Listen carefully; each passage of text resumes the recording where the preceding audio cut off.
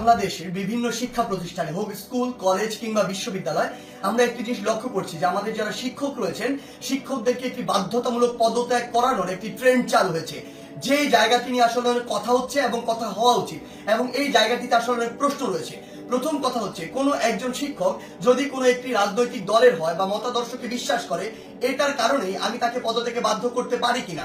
আবার আরেকটি কথা এখানে রয়েছে সেটি হচ্ছে এই পদত্যাগ করানোর যে অথরাইজেশন এটি আমার আছে কিনা বা আমি এমন অথরিটি কিনা আইনসঙ্গতভাবে এটি আমি করতে পারি কিনা। কিন্তু আমাদের জায়গা থেকে সবচেয়ে গুরুত্বপূর্ণ যে কথাটি সেই কথাটি হচ্ছে এই কাজটি একজন টিচারকে এরকম করে বাধ্যতামূলক পদত্যাগ করানোর কাজটি আমাদের নয়, এই কাজটি আমরা করতে পারি না। এই কাজটি কেন করতে পারি না? কারণ হয়তো আপনি একজন শিক্ষককে এটি করালেন কিন্তু এর প্রভাব পুরো বাংলাদেশের শিক্ষক সমাজে পড়েছে। আমার তো স্কুলে ওই প্রাইমারি স্কুলের কিন্ডারগার্টেন হাই স্কুলের এমন অসংখ্য শিক্ষক রয়েছে যাদেরকে আমি অনেক বেশি শ্রদ্ধা করি, যারা আমার জীবনের শিক্ষাগুরু, যাদের হাত দিয়ে আমি আজকে এই অবস্থায় এসেছি। আমার ওই এমন একজন শিক্ষকের মনেও থেকে এই প্রভাবটি করেছে যে তার একজন কলিগকে আরেকজন শিক্ষককে স্কুল কলেজের যারা বাবার বয়সের সমান যারা দাদার বয়সের সমান এমন বয়সের একজন মানুষ যিনি আমার শিক্ষক তাকে যদি স্কুলের বাচ্চারা গিয়ে এইভাবে একদম মব জাস্টিসের মাধ্যমে যা ইচ্ছা তাই বলছে, যেভাবে ইচ্ছা সেভাবে অপমান করছে, করে একদম বাধ্য করছে ওই পদ থেকে পদত্যাগ করতে, পুরো বাংলাদেশের শিক্ষক সমাজের উপরে এটির একটি মানসিকভাবে বড় প্রভাব পড়ে যেটি পুরো বাংলাদেশের শিক্ষক এবং ছাত্রদের যে সম্পর্ক ওই সম্পর্কের জায়গায় গুরুত্বপূর্ণ একটি প্রভাব ফেলে এবং আমাদের যে এই যে সম্পর্কের জায়গাটি এটি ভবিষ্যতের জন্য খুব খারাপভাবে নষ্ট হয়। আমরা আমাদের শিক্ষার পরিবেশ নিয়ে কথা বলি, সেখানে যদি আমার শিক্ষক এবং শিক্ষার্থীদের যে এই পরিবেশটি ঠিক না থাকে, এই সম্পর্কটি যদি একটি তিক্ততার পর্যায়ে চলে যায় তাহলে আলটিমেটলি এটি কিভাবে সম্ভব? আলটিমেটলি এই শিক্ষার উন্নয়নটি কিভাবে সম্ভব? সবচেয়ে বড় কথা হচ্ছে ওই শিক্ষক যদি দোষী হয় তাহলে আমরা আইন নিজের হাতে তুলে নিচ্ছি, আর যদি দোষী না হয় তাহলে আমরা আইনটি ভঙ্গ করছি, যার কোনটি আসলে আমরা করতে পারি না। যেটি করছি এটি হচ্ছে আইনগতভাবে অন্যায়।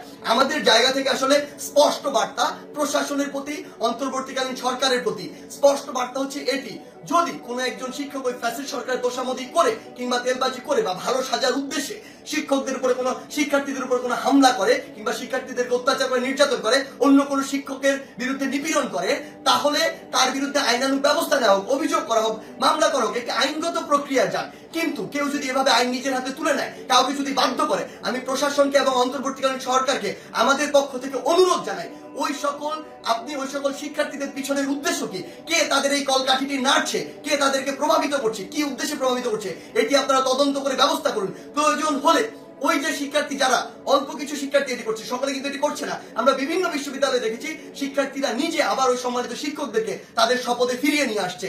আমরা আমাদের জায়গা থেকে বলি যারা উদ্দেশ্য প্রণোদিত ভাবে এই কাজগুলো করছে তাদের উদ্দেশ্যে আপনারা তদন্ত কমিটি গঠন করুন। প্রয়োজনে ওই সকল শিক্ষার্থীদেরকে আপনারা আইনের আওতায় নিয়ে আসুন যারা এই কাজটি করছে। আমাদের স্পষ্ট যেটি বার্তা সেটি হচ্ছে পুরো বাংলাদেশকে আমরা যদি এগিয়ে নিয়ে যেতে চাই তাহলে এই শিক্ষার একটি সুষ্ঠু পরিবেশ থাকবে এবং এই পরিবেশের সবচেয়ে গুরুত্বপূর্ণ যে দুটি স্টেক হোল্ডার, একটি হচ্ছে আমাদের সম্মানিত শিক্ষক আর একটি হচ্ছে আমাদের যে শিক্ষার্থীরা।